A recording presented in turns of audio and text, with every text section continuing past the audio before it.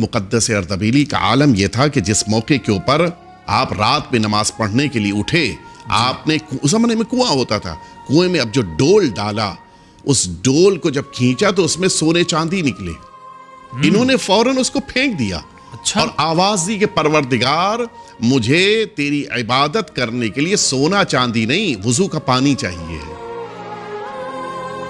جناب مقدس اردبیلی رحمۃ اللہ علیہ کے سلسلے سے آپ اس زاویے سے بیان کیجئے کہ ان کی امام سے ملاقات کس موقع پر ہوئی، کیوں ہوئی؟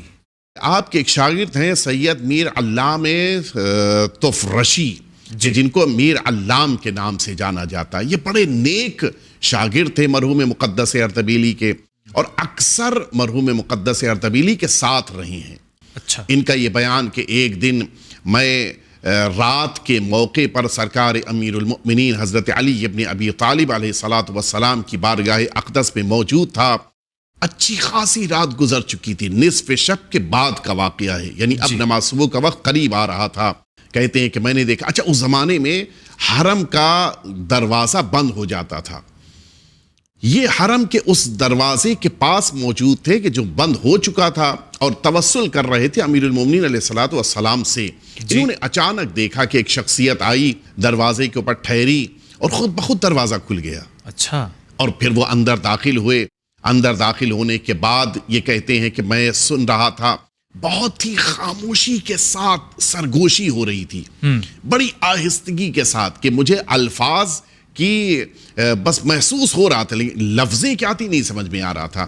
کہ اس کے بعد اب جب وہ باہر نکلے تو میں نے دیکھا رہے یہ تو میرے استاد ہیں، اور اب تو بہترین موقع تھا. اچھا ایک خوف اور بھی تھا. آپ ذرا سوچیں، آج کے دور میں بھی 12 بجے رات کے بعد اگر کوئی سڑکوں کے اوپر نکل پڑے تو ایک خوف ہوتا ہے کہ کہیں کوئی حملہ آور نہ ہو جائے، کوئی جانور نہ حملہ کر بیٹھے. ایک خوف. کہتے ہیں کہ میں پیچھے پیچھے چلا کہ کہیں ایسا نہ ہو کہ کسی مشکل میں آن پڑے، کوئی ضرورت آن پڑے، کوئی دشمن حملہ آور ہو جائے. میں بھی پیچھے پیچھے چلا. اچھا توقع اور امید یہ تھی کہ آدھی رات گزر چکی ہے، انسان اپنے گھر آئے گا. میں نے دیکھا کہ وہ اپنے گھر کے پاس سے گزر گئے. اچھا. اور پورے نجف کے راستوں کو طے کرتے ہوئے نجف کے بارڈر تک آ گئے. اور یہ میر علام یہ پیچھے پیچھے چل رہے ہیں، میر علام پیچھے پیچھے چل رہے ہیں، یعنی چپکے سے کہ ان کو خبر نہیں، ان کو نہیں خبر ہے. اچھی بات. ٹھیک. البتہ ظاہر ہے کہ وہ شخصیت اتنی عظیم. دیکھیے یہاں پر 2 باتیں میں واضح کر دوں، شاید آپ کے ذہن میں سوال پیدا ہو جائے. اتنی عظیم شخصیت کہ جو جا رہے ہیں اپنے امام سے ملاقات کرنے، انہیں یہ بھی خبر نہیں کہ پیچھے کون آ رہا ہے. ایسا نہیں ہے. جب انسان کسی بڑے مقدس اور محترم مقصد کو لے کے آگے بڑھتا ہے تو معمولاً ان چھوٹی موٹی چیزوں پر اس کی نظر نہیں ہوتی. چاہے تو اس کے اختیار میں اس کی نظر ہو سکتی ہے، لیکن اب چونکہ وہ آگے کی طرف جا رہے ہیں ایک مقصد لے کر. شہر سے نکلے، اور اب جب شہر سے باہر نکلے تو اب یہ اور زیادہ خوف زدہ کہ کہیں ایسا نہ ہو کہ اس صحرا میں کوئی حملہ آور ہو جائے. اور زیادہ مستعدی کے ساتھ اپنے استاد کے پیچھے پیچھے بڑی خاموشی کے ساتھ چل رہے ہیں، یہاں تک کہ یہ شہر کوفہ میں داخل ہوئے. شہر کوفہ میں مسجد کوفہ کے اندر آئے. مسجد کوفہ بھی بند ہے، اس کے باوجود یہ اندر داخل ہوئے. دروازہ کھلا، اندر آئے. وہ مقام کہ جس کو مقام و ضربت علیین کہا جاتا ہے، کہ سرکار امیر المؤمنین کو جہاں پر شہید کیا گیا تھا، سر اقدس پہ ضربت لگی تھی، وہاں تک دیکھا کہ میرے استاد پہنچ چکے ہیں. اور اب یہ اتنا فاصلہ تھا، اس کے معنی یہ کہ یہ ابھی مسجد کوفہ کے اندر یا تو داخل نہیں ہوئے یا اس جگہ تک یہ میر علام نہیں پہنچے تھے. انہوں نے دیکھا کہ وہاں تک پہنچے، کچھ وقت گزرا اور اس کے بعد یہ واپس پلٹے. اب جب واپس پلٹے، واپس اب شہر نجف آ رہے ہیں، ظاہر ہے کہ اب اپنے گھر جانا ہے. راستے میں مسجد حنانہ ایک مسجد ہے، اگر آپ نے دیکھا ہو کوفے اور نجف کے درمیان، اس مسجد کے قریب پہنچے ہی تھے کہ میر علام کو کچھ ایسا وقت سرفہ ہوا، چھینک آئی. اب جیسے ہی آواز پیدا ہوئی، مقدس اردبیلی نے گھوم کے دیکھا. کون؟ کہا میں آپ کا شاگرد. کہا کب سے تم میرے ساتھ ہو؟ اچھا اب متوجہ ہوئے. ماحول پر انسان کی پھر نظر نہیں ہوتی. کب سے تم میرے ساتھ ہو؟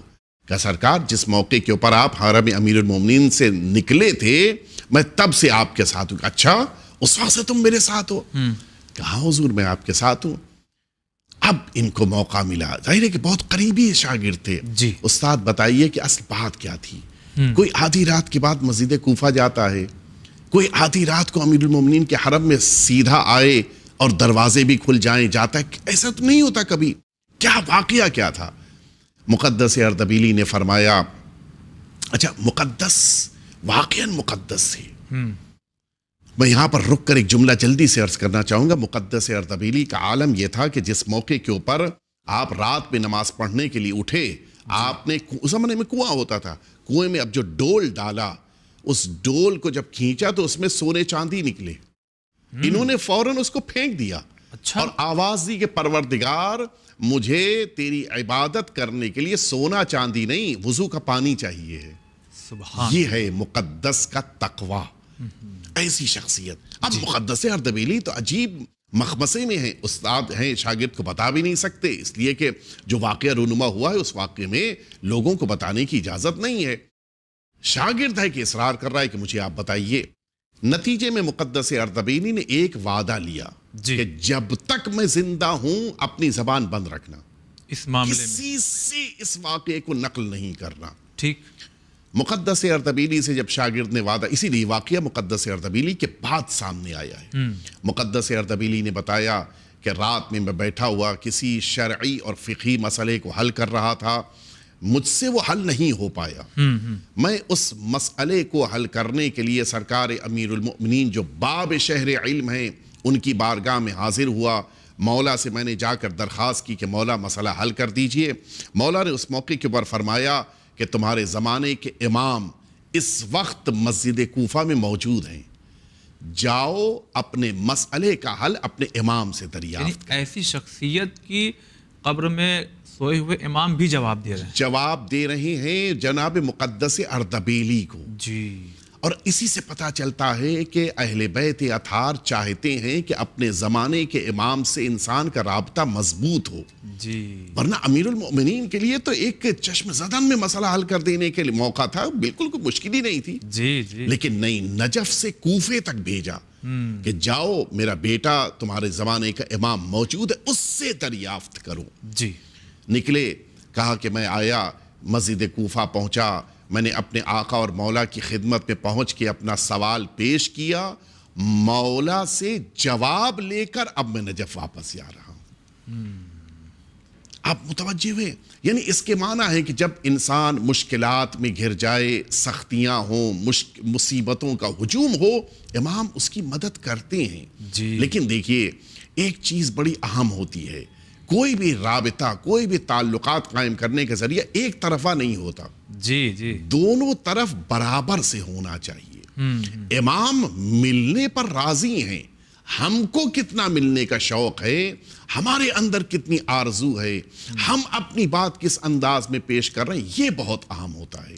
اور اسی لیے جن شخصیتوں نے امام سے ملاقات کی ہے، یا ملاقات کے درمیان ان کو پتا چلا کہ یہ امام ہیں، یا ملاقات کے بعد پتا چلا، یا جیسے میں نے ابھی یہی واقعہ عرض کیا، خود امیر المؤمنین نے وہاں پر بھیجا، تب انسان کے لیے ممکن ہوا کہ جا کر اپنے امام سے ملاقات کریں. کسی طرح کا دعویٰ کرنا انسان کے لیے ممکن نہیں ہوتا.